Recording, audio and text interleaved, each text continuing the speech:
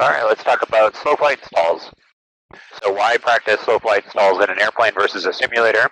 Well, the short answer is the simulators for little airplanes just don't have the accuracy, the fidelity to accurately replicate stalls in slow flight. For an airliner simulator to be upgraded to that fidelity, it costs millions of dollars per simulator.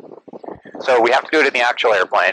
Why do it? What's the philosophy behind it? Well, the number one thing is to become comfortable and familiar with flight at low airspeed, and then flight beyond the critical angle of attack and recovery from, or departure from, controlled flight, which is a fancy way of saying stalling, so that we can recover from maneuvers like a vault landing, a go-around from a vault landing, or a controlled malfunction like a runaway trim.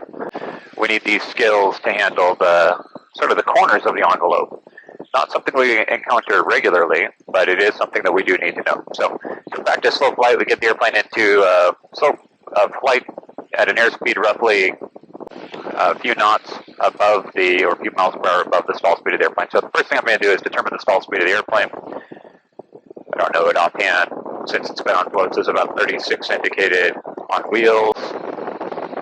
There's 36. 35, 34, 33, 33, yes, that's 33. So I'll use about 35 miles an hour for my slow flight.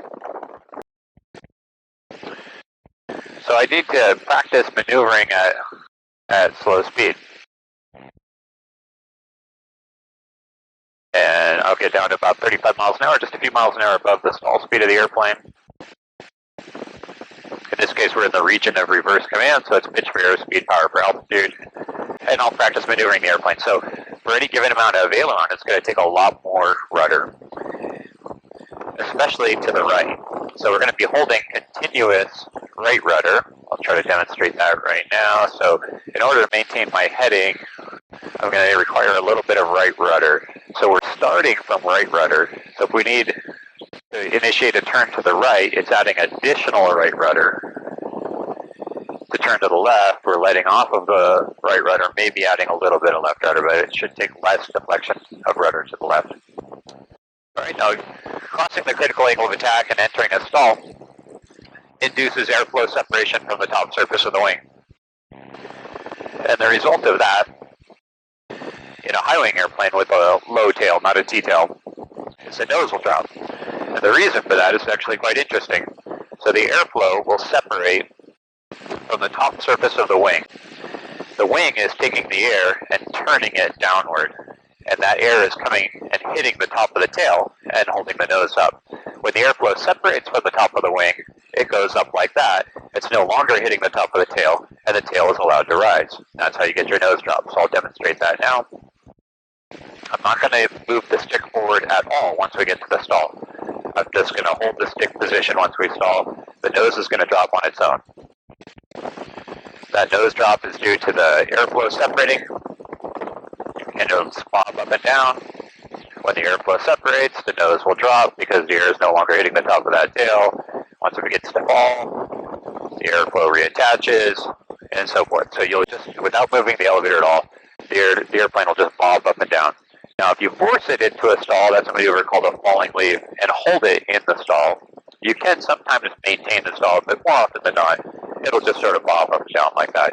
In the falling leaf maneuver, you have to use the rudder, not the aileron, to keep the wings level.